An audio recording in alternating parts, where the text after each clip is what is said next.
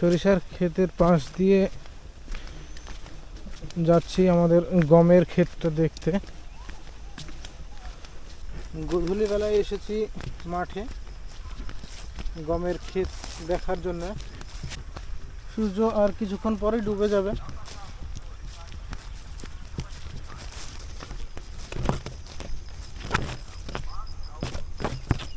গমের পাতার ডগায় দেখছি শিশির বিন্দু জমা হয়েছে। শীত যত কড়া হবে ততই সরিষা বা গমগুলো বেশ ভালো ফলন হয়। এই সময় সরিষার ক্ষেতের পাশ দিয়ে যাওয়ার মজাটাই আলাদা।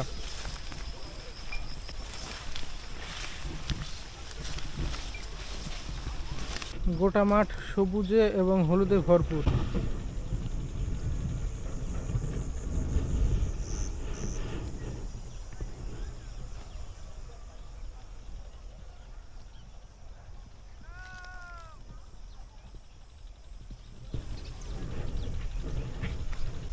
আবার দূরে দেখা যাচ্ছে বক, সাদা সাদা বক উড়ে যাচ্ছে।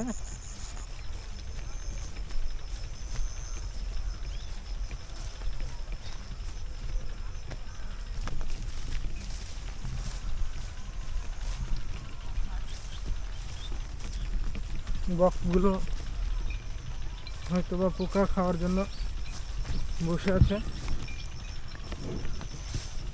যে জমিতে সেচ দেওয়া হয় সেই জমিতে মাটির তলা থেকে অনেক পোকামাকড় উঠে আসে, সেগুলো বকে ধরে ধরে খায়। এখানে রসুন বনিয়েছে বা রসুন লাগিয়েছে, সঙ্গে পালং শাক।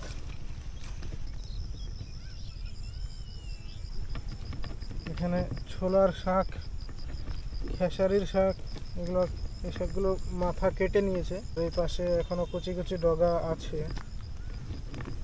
বেশ বড় বড় সাইজের পেঁয়াজও লাগানো আছে। আলুর সারি, গোল আলু। এটা সম্ভবত সাদা, তবে সাদা এবং লাল প্রায় একই রকমের গাছ হয়, সামান্য একটু পার্থক্য থাকে। এই শাকগুলো খেতে খুব সুন্দর, বথুয়া শাক বলে। এই জমিতে খুব বেশি পরিমাণে আছে দেখছি।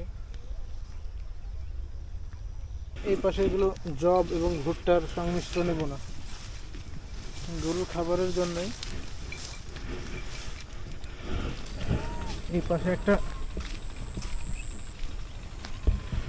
পুকুর করে রেখেছে।